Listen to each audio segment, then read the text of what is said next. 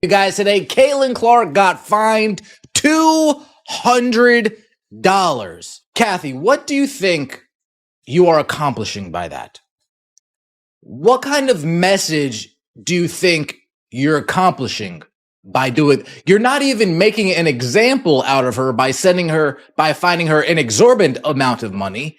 You are literally making a joke out of yourself by finding her such a little. The WNBA is once again caught in controversy, showcasing everything wrong with its leadership. This time it's not about bad calls or biased officiating during games. It's about the league punishing its biggest star simply for daring to call out obvious problems. Okay, and we know how this works because Sophie Cunningham has told us how this works. If you talk about the refereeing, if you talk about the officiating on the InstaFace, on the TikToks, on the Twitters, any of that social media, in the public, in the interview, if you mouth it in the shower, Kathy Engelbert will peek in and look around at you and point at you and be like, you're fined. Even though she won't clean up the officiating in her trash-ass league? Okay. Caitlin Clark, the Indiana Fever superstar guard who has transformed women's basketball, was fined $200 after she commented on Instagram following her team's playoff win over the Atlanta Dream. So during the game, we saw here, the Fever players celebrating. I would assume based on the reaction that this was after the Lexi Hull steal and everything.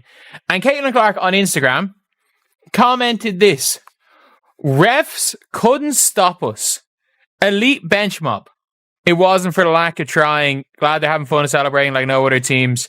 Will she get fined for saying that? Yeah, she got fined. The timing couldn't be more telling. Just as the Fever are making their deepest playoff run in nearly a decade, shocking the world by beating the Las Vegas Aces in Game 1 of the semifinals as huge underdogs, the WNBA chooses that exact moment to flex its power against Clark. I've seen players get fined for that. But when you're on your own time, well, now, other than Sophie Cunningham, Caitlin Clark seems to be the two players that come to my mind of players getting fined, criticizing the officials, doing it on their own time, quote unquote, off the clock. Instead of celebrating the amazing playoff storylines, Commissioner Kathy Engelbert and her staff are busy policing social media posts and issuing petty fines or comments that simply state what everyone already knows. The hate is real. The hate is real, Kathy. I see you hating on us from a mile away, Kathy Engelbert. We all see it. You out here trying to find Caitlin Clark. You out here finding the one person who's actually bringing money into this league. What a joke. You're mad that the Indiana Fever are here right now. Y'all didn't expect us to get this far. Y'all really didn't expect it. We got Sophie Cunningham exposing the whole league agenda. Exposing them. Caitlin Clark mocking them all on Twitter, all on Instagram, everywhere, because they are. After the Fever's 87-85 went over Atlanta in Game 3 of the first round, Clark replied to her team's Instagram post with two harmless comments: elite bench mob and refs couldn't stop us. That second line, just 4 words echoing what fans have said all year, was enough for the WNBA to hand out a $200 fine. The absurdity is staggering. What world do we live in? Like, I'm pretty sure she just said the refs can't stop them celebrating. This isn't even her going at refs. It's literally like if you say the word refs and you're an Indiana Fever player, you're going to get fined. If you say the word refs as a Fever player, the word referees has to be spoken, cannot be said by an Indiana Fever player, otherwise it's a fine. And the worst part is if they got fined for celebrating. So I don't think, only she got fined, not everybody. There's other people on the floor, everything. She's not, like, they're celebrating, the timeout's been called, or the foul's been called, it is what it is. This is the same league that has let Clark be targeted all season long. Yet the moment she mildly points out officiating issues, they treat it like a major offense. Even more insane, Clark isn't even playing in these playoffs. She's been sidelined since July with a groin injury, but even from the bench, after boosting the league's ratings and revenue like never before, she's still in the WNBA's crosshairs for telling the truth. The WNBA definitely got to play these women more. You got to pay these women more. Cause what the hell is a $200 fine? This picture right here is giving me Mom Made Pizza Rolls vibes. Mom Made Pizza Rolls and everybody. Ah! Caitlin Clark was fined $200 for her comments she left on the IG post. She said refs couldn't stop us, meaning they advanced to the next round despite the refs trying to throw them a curveball every game, despite having to play against the refs. And the league said, "Oh hell no, nah. You gotta run me that 200. You got to run me that 200." Clark's response says it all. Got fined $200 for this LOL. She posted on X with laughing emojis, joking that the bench mob will be louder next game. Teammate Sophie Cunningham mocked the league too, joking about starting a GoFundMe. The fine means nothing financially. Clark makes millions from Nike and Gatorade deals, but it's the principle that matters. She didn't curse, attack refs by name, or cross any line. She just pointed out the obvious, and for that, the league decided to punish her. That Sophie has got jokes. She retweeted this. That's really going to break the bank for her. Starting a GoFundMe now. Sophie, you got jokes. Hun, you got jokes. Yeah. So Sophie Cunningham Central, I'll donate. The timing shows just how backward the WNBA's priorities are. While Clark was being fined, her Fever were preparing for a semifinal against the Aces, whose star Io Wilson had just earned her 4th MVP award. The optics? Wilson gets celebrated. Clark gets punished. Meanwhile, poor officiating has been a constant problem all year. From the infamous Fever, Sun Brawl to endless inconsistent calls. Coaches and fans have been furious. But instead of addressing it, the league keeps silencing critics. Rather than finding players for being excited on the bench and for letting it be known how trash your referees are, why don't you start finding referees for not calling fouls? Why don't you start putting that type of energy into making sure the game is played better? Why don't you do that? Why don't you do that? Because that would be nice. That would be nice if you could do that. The pattern is clear. Coaches like Natalie Nakase, Stephanie White, and even Becky Hammond have all complained about officiating and all face fines or warnings.